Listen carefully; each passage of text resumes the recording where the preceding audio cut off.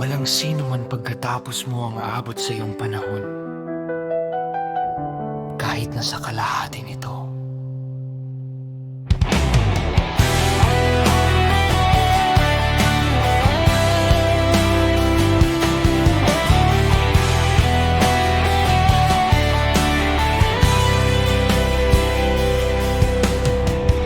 Pagkatapos ay bumangon ng pangatlo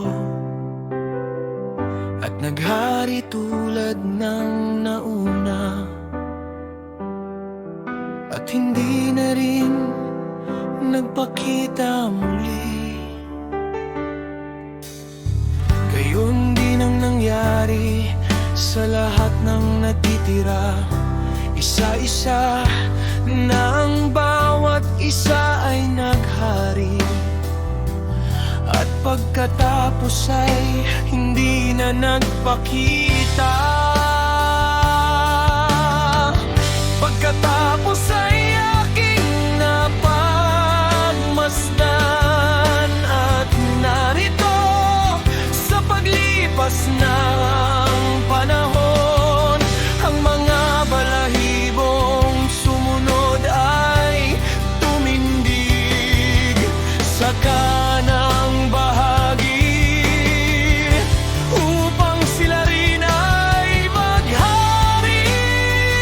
At ang ilan sa kanila ay naghari, ngunit pagkaraan ng ilang panahon, may hindi na nagpakita.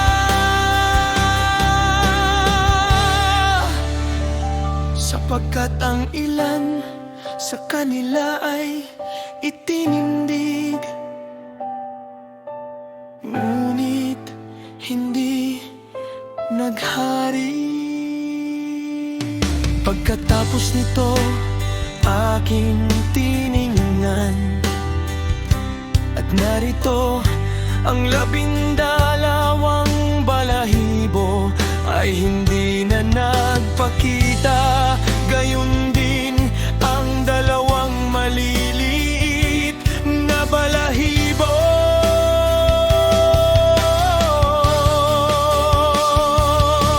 At wala nang natira sa katawan ng agila, kundi ang 3 ulo na nanatiling tahimik, at 6 na maliliit na pakpak. Pagkatapos ay aking nakita na ang 2 maliliit na balahibo ay humiwalay sa 6 at nanatili sa ilalim ng ulo na nasa kanang bahagi, sapagkat ang 4 ay nanatili sa kanilang lugar.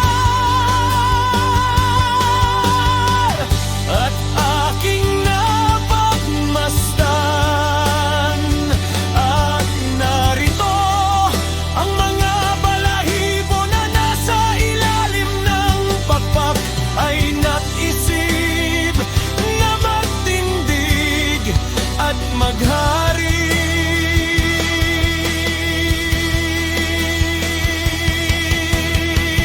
At aking napagmasdan, at narito may isang itinindig, ngunit sa madaling panahon ay hindi na nagpakita. At ang pangalawa ay nawala ng mas maaga kaysa sa una. At aking napagmasdan, at narito ang 2 natira ay nag-isip din sa kanilang sarili na maghari.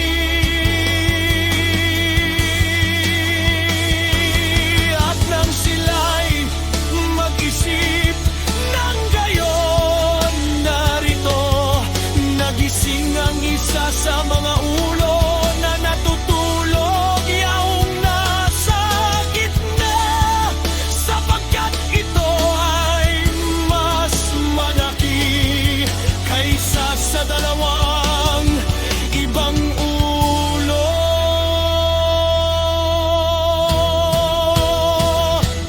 At pagkatapos ay aking nakita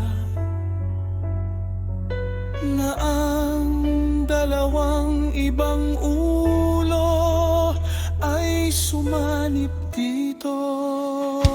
At narito, ang ulo ay sumama sa mga kasama nito at kinain ang dalawang balahibo sa ilalim ng pakpak na nagnais maghari. Ngunit ang ulong ito ay nagdulot ng pangamba sa buong daigdig at naghari dito sa lahat ng